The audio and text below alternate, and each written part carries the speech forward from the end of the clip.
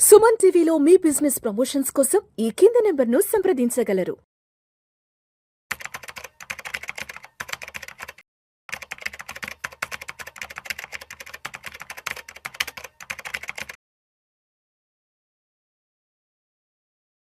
ప్రేక్షకులకి మీ రామచంద్రమూర్తి నమస్కారాలు. ఇప్పుడు ఆర్బీఐ 2026 నుంచి న్యూ రూల్స్ తీసుకొచ్చింది. అది అందరికీ ఎవరైతే బ్యాంకింగ్లో కానీ కస్టమర్స్ అందరికీ కూడా చాలా చాలా ఉపయోగపడుతున్నాయి అనేది అర్థమవుతుంది. ఈ రూల్స్లో ఫస్ట్ ఏంటంటే zero charges to your loan closure.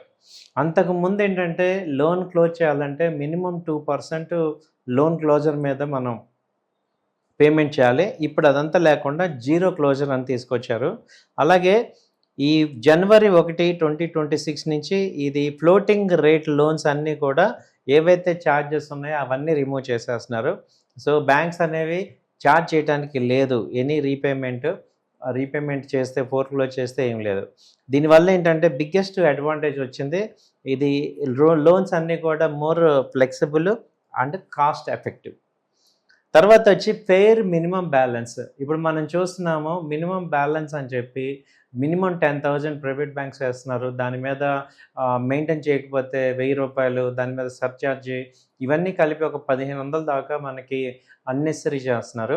ఇప్పుడు ఏం చేశారంటే ఆర్బీఐ మినిమం బ్యాలెన్స్ అర్బన్లో వచ్చి 3,000, రూరల్లో వచ్చి 1,500 ఉంది. అది మెయింటైన్ చేసే వాళ్ళకే ఛార్జెస్ అది మినిమం బ్యాలెన్స్ కింద తీసుకుంది. అలాగే ఛార్జెస్ కూడా ట్రాన్స్పరెంట్గా ఉండాలి, అలాగే రీజనబుల్గా ఉండాలి. అది మెయింటైన్ చేయకపోతే అనేది గైడ్లైన్స్ చేస్తున్నారు. సో బ్యాంక్స్ అనేవి అకౌంట్ నెగిటివ్ బ్యాలెన్స్ ఉందని చెప్పి ఎడిషనల్గా ఛార్జెస్ కట్ చేయడానికి లేదు అనేది చెప్తున్నారు. తర్వాత ఈ ఎస్ఎంఎస్, ఓటీపీ అన్నిటికీ కూడా గుడ్ బై చెప్తున్నారు.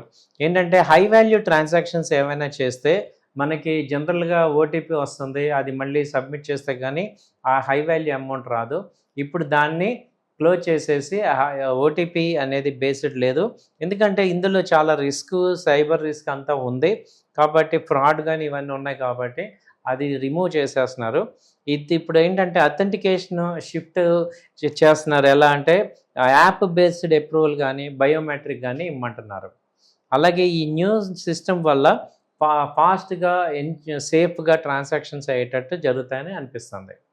అలాగే బ్యాంక్స్ వాళ్ళ మిస్టేక్స్కి వాళ్ళు కనుక బ్యాంక్ మిస్టేక్ చేస్తే కస్టమర్స్కి పే చేయాలని ఆదేశించారు.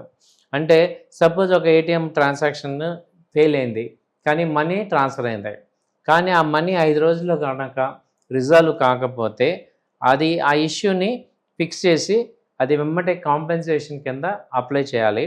అంటే ఎవ్రీ డే 100 రూపీస్, 5 days తర్వాత ఇంకా నెక్స్ట్ 6th డే నుంచి 100 రూపీస్ బ్యాంకు కస్టమర్కి పే చేయాలి.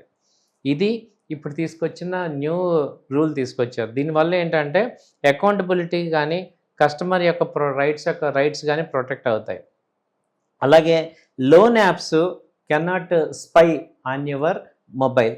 అంటే లోన్ యాప్స్ తీసుకుంటే ప్రతిదీ కూడా మన అన్నిటినీ యాక్టివిటీని చేస్తుంది. ఈ ఆర్బీఐ రూల్స్ ఏంటంటే రిస్ట్రిక్ట్ చేస్తున్నాయి.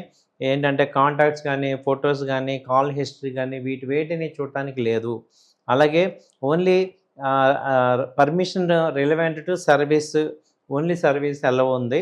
అలాగే అన్నెసరీ యాక్సెస్, ఏదైనా యాప్ కనుక అన్నెసరీ చూస్తే అది వైలేషన్ కింద, ఆర్బీఐ గైడ్లైన్స్కి వైలేషన్ కింద ట్రీట్ చేయబడుతుంది. అలాగే ఈ పర్మిషన్స్ ఏవైనా ఇలాంటివి అడిగితే రిజెక్ట్ చేసే హక్కు ఈ యొక్క కస్టమర్కి ఉంది అనేది చెప్తున్నారు. సో దీనివల్ల మొత్తంగా ఏంటంటే మనకి ఇప్పటిదాకా బ్యాంక్స్ ఎడాపెడా మనని బాధేస్తున్నాయి, ఇది మినిమం బ్యాలెన్స్ మెయింటైన్ చేయట్లేదని. ఆ తర్వాత లోన్స్ కనుక ముందు క్లోజ్ చేసుకున్న విపరీతంగా ఛార్జెస్ వేస్తున్నారు. ఆ తర్వాత ట్రాన్సాక్షన్స్ ఏదైనా హై వాల్యూ ట్రాన్సాక్షన్ చేయాలంటే చాలా రిస్ట్రిక్షన్స్ ఉన్నాయి. ఇవన్నీ కూడా తీసేసి ఒక స్మూత్ బ్యాంకింగ్ సిస్టమ్ని డెవలప్ చేశారు.